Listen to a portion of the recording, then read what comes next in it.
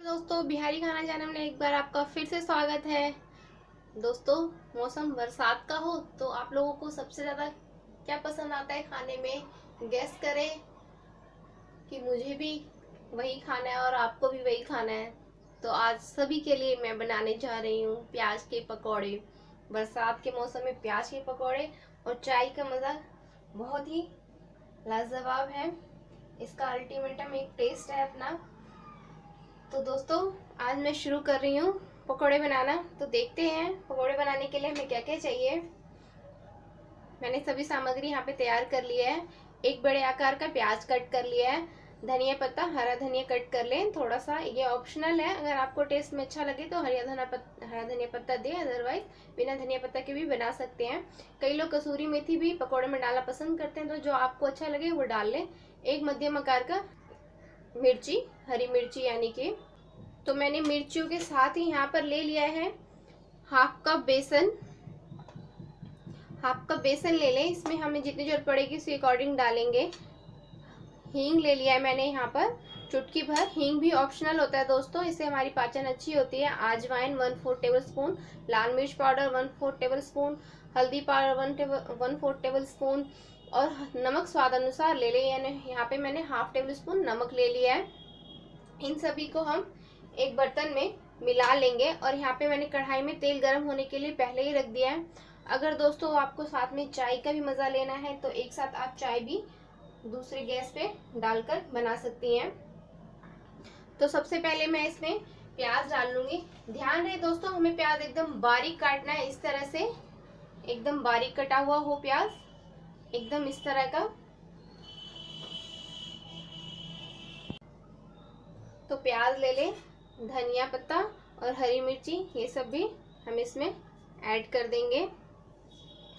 साथ ही मैं इसमें थोड़ा सा बेसन डाल लूंगी, थोड़ा सा बचा लूंगी। अगर हमें लगेगा कि हमें इससे इतना ही बेसन में हो जाएगा तो हम इतना ही डालेंगे। अगर लगे कि हमें और चाहिए तो हम और डाल देंगे। हींग डाल लें साथ ही,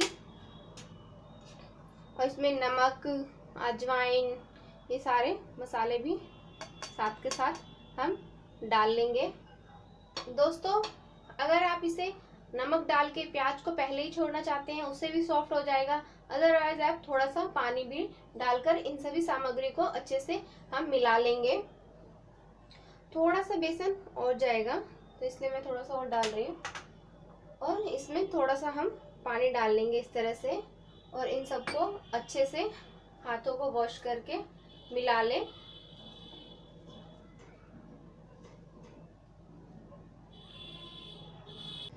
तो दोस्तों, ये मैंने सारी प्याज और बेसन सभी को मिक्स कर लिया है अच्छे से। ये ध्यान रहे कि अगर आपको बिहार स्टाइल में प्याज के पकौड़े खाने हैं तो एकदम बारीक काटे और बिना पानी डाले ही खूब देर तक अच्छे से मिलाने से हमें बिहार के प्याज के पकौड़ों का टेस्ट आ जाएगा। मैंने इसे अच्छे से मिला लिया है। अब एकदम से तेल गर्म होने दें और उसके बाद हम इस तरह का शेप बनाते हुए हम सभी पकौड़े डीप फ्राई करके निकाल लेंगे। और ध्यान रखें दोस्तों, डालने वक्त हमें हाई फ्लेम पे डालना है और डालने के बाद हमें मीडियम कर देना है आंच को, यानी मध्यम आंच पे ही करना है। अगर हम मध्यम आंच पे नहीं बनाएंगे तो हमारे ऊपर से क्रिस्पी लगेंगे और अंदर से बेसन का कच्चापन रहेगा। तो ये चीज हमें ध्यान रखना है। तो इसी तरह से हम इस तरह से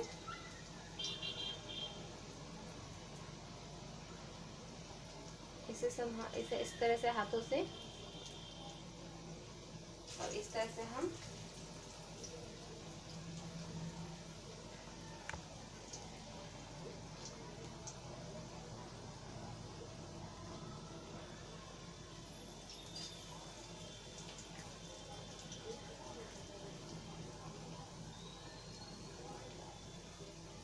एक बार में कढ़ाई में जितना तेल हो उसी के अकॉर्डिंग डाल लें। चाय के साथ और प्याज का बरसात के मौसम में बहुत ही मजा आता है दोस्तों। तो मैंने एक बार में 2, 4, 6 डाला है। अब इन सबको उलटते पुलटते हुए तल लेंगे।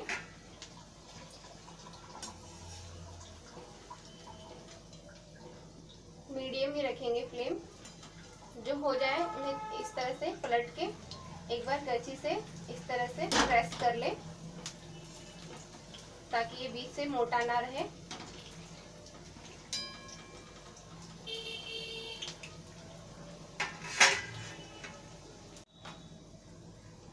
तो हम इस तरह से सभी को पलट लेंगे और हल्के हाथों से प्रेस करते हुए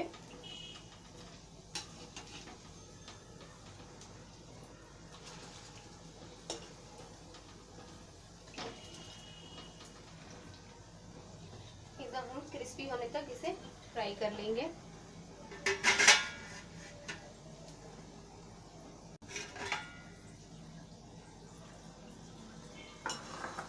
हल्का सा फ्लेम तेज करते हुए देखिए, जब लगे कि ऑलमोस्ट ये अच्छे से क्रिस्पी हो चुके हैं, कोई सा देखिए इस तरह से, तो हम फ्लेम को हाई पे कर लेंगे। उसके बाद हम इसे अच्छे से फ्राई कर लेंगे।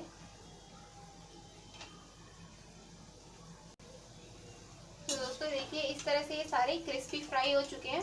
अब मैं एक टिश्यू पेपर पर इस तरह से निकाल लूंगी। एक बड़े से आकार के प्याज के लिए हमें आधा कप बेसन चाहिए। बहुत कुछ सामग्री नहीं चाहिए होता है दोस्तों।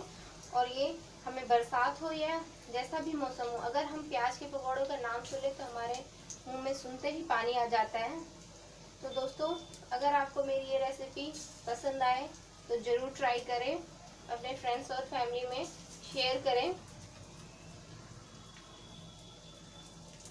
आपको मेरी ये रेसिपी कैसी लगी एक बार मुझे कमेंट जरूर करें और मेरे चैनल को सब्सक्राइब करना ना भूलें।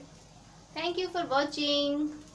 मेरी ये रेसिपी अभी बाकी है दोस्तों। इसी तरह से आप मेरी रेसिपीज ये वाली और भी बहुत सारी कंटिन्यूस इसी तरह से देखते रहें। तो इस तरह से हम पकौड़े बनाएंगे। ये देखते एकदम पतले और क्रिस्पी पकौड़े। इसे आप चाहे तो मुरमुरे यानी मुरही के साथ खाएं या पोहे यानी चूड़ा के साथ, चूड़े को फ्राई करके आप खा सकते हैं। बहुत ही टेस्टी लगता है चूड़ों के साथ और मुरमुरे के साथ। तो एक बार आप जरूर इसे ट्राई करें।